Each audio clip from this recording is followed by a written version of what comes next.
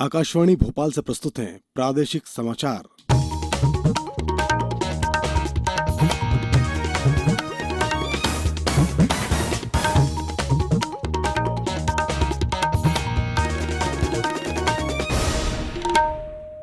नमस्कार। समाचारों के साथ मैं शरद बाघेला।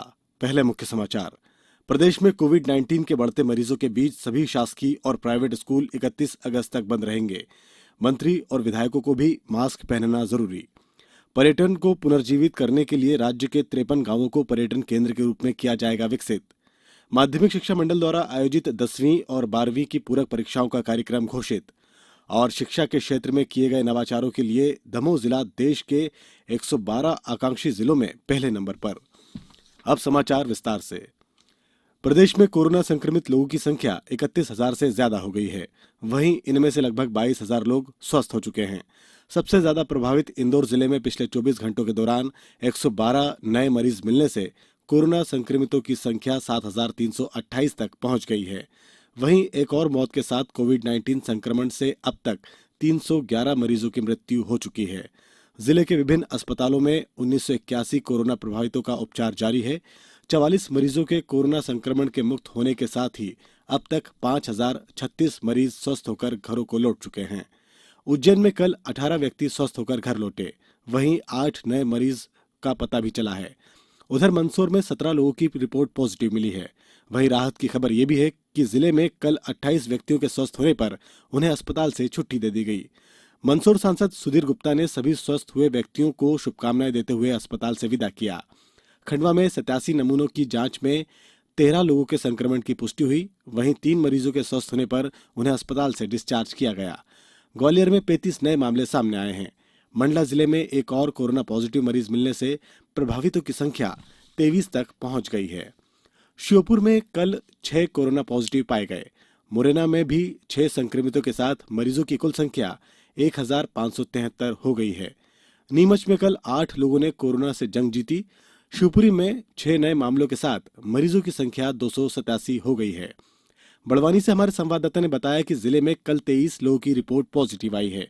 वहीं टीकमगढ़ में कल एक व्यक्ति को अस्पताल से छुट्टी दे दी गई। जिले में अब 54 लोग स्वस्थ हो चुके हैं। दतिया में जेल के बाहर तैनात एक एसएएफ जवान संक्रमित पाया गया है। वहीं रायसेन जिले के बेगमगंज जिले में 2 कैदी पॉजिटिव निकले हैं। जिले में मरीजों की बढ़ती हुई संख्या को देखते हुए शनिवार और रविवार को संपूर्ण लॉकडाउन रहेगा। उमरिया में शिविर लाइन थाना चौकी में पदस्थ एक पुलिस अधिकारी में संक्रमण की पुष्टि हुई है। डिंडोरी जिले में आज रात 8 बजे से 4 अगस्त सुबह 5 बजे तक पूर्णबंदी लागू रहेगी। प्रदेश में सभी सरकारी और प्राइवेट स्कूल 31 अगस्त तक बंद रहेंगे। इससे संबंधित नया आदेश कल जारी किया गया है। गौरतलब है कि कोविड-19 के मद्देनजर केंद्र सरकार की अनलॉक 3 की गाइडलाइन में स्कूल कॉलेज बंद रखने के निर्देश दिए गए हैं। इससे पहले 30 जुलाई तक स्कूल कॉलेज बंद रखे जाने थे। प्रदेश में 14 अगस्त तक कोई भी राजनीतिक दल रैली, प्रदर्शन या सभाएं नहीं कर सकेगा। राज्य सरकार ने इस पर रोक लगा दी है। गृह मंत्री नरोत्तम मिश्रा और चिकित्सा शिक्षा मंत्री विश्वास सारंग ने कल भोपाल में प्रेस कॉन्फ्रेंस के दौरान ये जानकारी दी। साथ ही अब राज्य के मंत्री, सांसद और विधायक सभी को अनिवार्य रूप से मास्क लगाना होगा या अपने साथ तौलिया रखना होगा। अगर वो बिना मास्क के पाए गए तो उनके खिलाफ जुर्माना भी लगाया जाएगा। पर्यटन मंत्री उषा ठाकुर ने कल फिक्की द्वारा आयोजित टूरिज्म ई कॉन्क्लेव के समापन समारोह में भाग लेते हुए कहा कि प्रदेश में पर्यटन उद्योग को पुनर्जीवित करने के लिए विभाग अनेक नवाचारों पर विचार कर रहा है।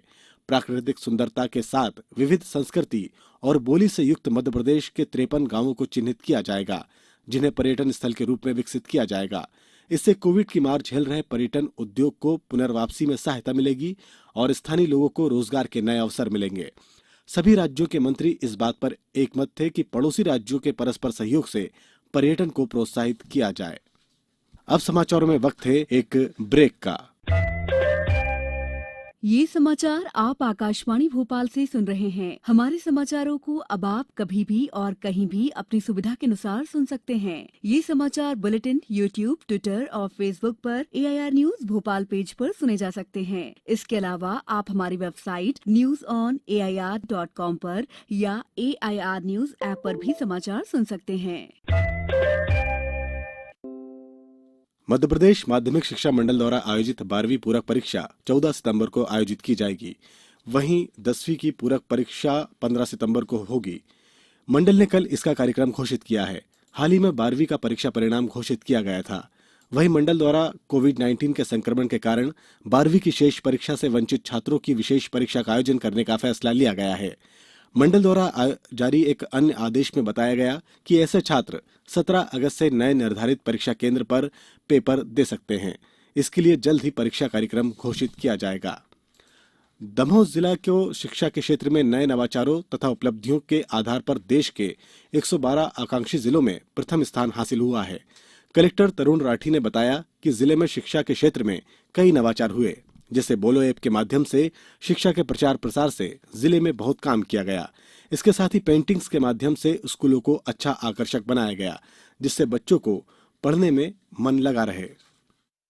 और खास करके जो कुछ इंटरवेंशन जिले में हुए, जैसे बोलो ऐप के माध्यम से जो शिक्षा के प्रसार के लिए यहाँ पर काम किया गया, और इसके साथ ही बाला पेंटिंग के माध्यम से हमने स्कूलों को अच्छा बनाया, आकर्षक बनाया, जिससे बच्चों को पढ़ने में मन लगा।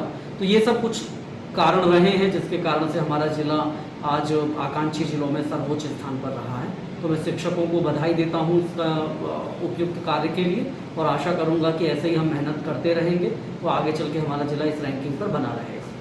ऊर्जा संरक्षण की दिशा में एक अनूठा कदम उठाते हुए भारतीय रेलवे ने मध्य प्रदेश के 3 रेलवे स्टेशनों पर स्वचालित प्रकाश व्यवस्था शुरू की है। अधिकारियों ने बताया कि इस परियोजना से जल्दी ही देश के और रेलवे स्टेशनों को जोड़ा जाएगा। पेश है एक रिपोर्ट। रेलवे ने पश्चिम मध्य रेलवे जोन के अंतर्गत आने वाले मध्य प्रदेश के जबलपुर, नरसिंहपुर और भोपाल रेलवे स्टेशनों पर फिलहाल यह स्वचालित लाइटिंग व्यवस्था शुरू की है।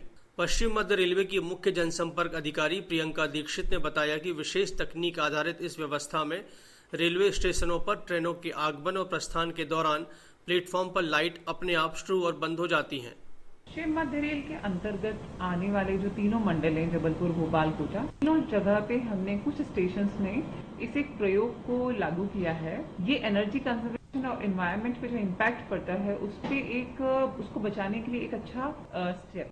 इस व्यवस्था में जैसे ही ट्रेन रेलवे स्टेशन पर आती है, प्लेटफॉर्म की लाइटें अपने आप 100% क्षमता पर प्रकाश देने लगती हैं।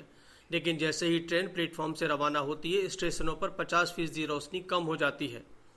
इसके कारण भोपाल और जबलपुर जैसे बड़े स्टेशनों पर प्रतिदिन 100 यूनिट से अधिक बिजली की बचत हो रही है, जिससे रेलवे को लाखों रुपए का फायदा होगा। संजीव शर्मा, आकाशवाणी समाचार, भोपाल। कल प्रदेश में भी ईद उल अजहा का पर्व मनाया जाएगा। हालांकि मौजूदा हालात में लोग घरों पर नमाज अदा कर इस पर्व को मनाएंगे। उमरिया से हमारे संवाददाता ने बताया कि जिले के मुस्लिम धर्मगुरुओं ने समुदाय के लोगों से घरों में ही ईद मनाने की अपील की है। उमरिया जिले में 1 अगस्त को ईद का पर्व कोरोना संक्रमण की रोकथाम हेतु बताए गए निर्देशों के अंतर्गत मनाने का निर्णय लिया गया है।